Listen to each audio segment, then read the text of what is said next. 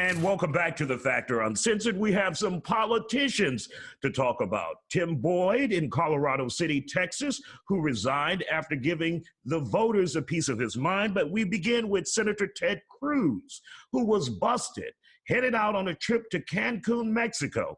He has since put out a statement saying he was only there to drop off his daughters, and he will be back here stateside really, really soon, a quick trip. So, Charles Adams, when you heard Ted Cruz went to Cancun when Texas is going through hell in a handbasket, your thoughts? Well, I think leaders lead, and leaders have to be present to lead. I've been amused by Republican social media today and all the outcries of who cares where Ted Cruz is. And it's just gotten to the point where both sides of our political spectrum always see huge issues on one side that they don't see at all for them. Because most certainly, if it was Sylvester Turner, they would be losing their absolute minds. Absolutely, Charles. And they're not just saying if it was Sylvester Turner. They are blaming Sylvester Turner for things since the Ted Cruz issue has come up. It's just mind-blowing. Oh, most certainly. None of this is Sylvester Turner's fault, right? It's just simply a failing by the Public Utility Commission, who today issued an order that said, well, if you're going to roll people, you can't roll them without power for longer than 12 hours. Well, longer than 12 hours isn't a roll. Why wasn't that in place in the first place? We've got ERCOT gambling with human lives instead of purchasing the appropriate amount of energy. It's all been a shocking failure, and it's been a shocking failure on the hand of the Texas GOP. And they need to own that, and they need to fix it.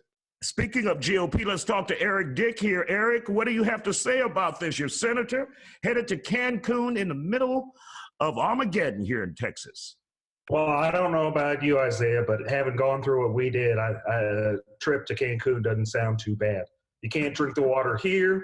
You can't drink the water there. I figure, it's about the same. I get it. It's not a good look. It's just not a good look. But is it really, what could he do? He's a U.S. senator. There's not a whole lot he could do. This seems like it's more partisan rhetoric than fixing the problems.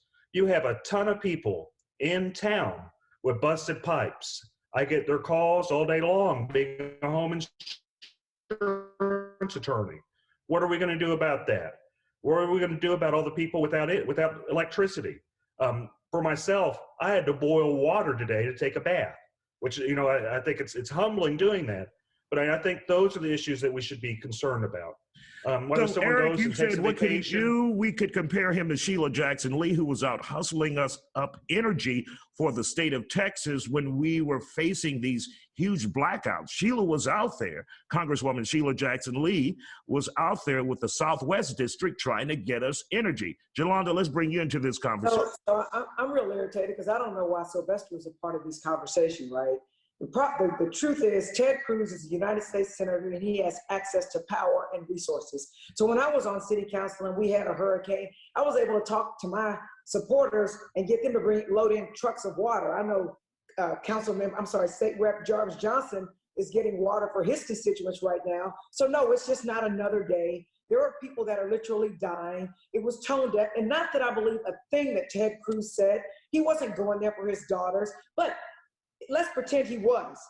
This would have been a perfect time for him to teach his daughters, who, if what he said is true, are spoiled kids, how to sit back and not put themselves first and use their power to help people who are less fortunate. So again, I don't know why we started this conversation out talking about anybody other than Ted Cruz. And I'm sick of people trying to politicize things. This is people with access to power need to use their power to help the underserved. Mattress Matt is helping people. He's not a senator. So yeah, I'm real irritated with all this stuff that's going on. And people are deflecting and distracting when people are dying.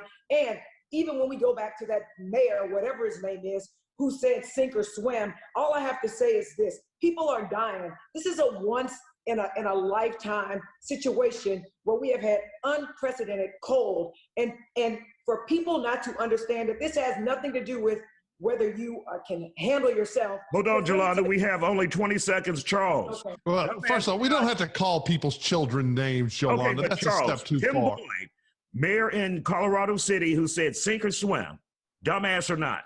It is a dumbass to the extreme. What an idiot. You pay taxes, you pay energy. Get him out of Texas. All right. Eric, really quick, dumbass or not? Yeah, it was clearly inappropriate. And the least he could do is do his job, All especially right. when people. Thank you, guys. We ran out of time.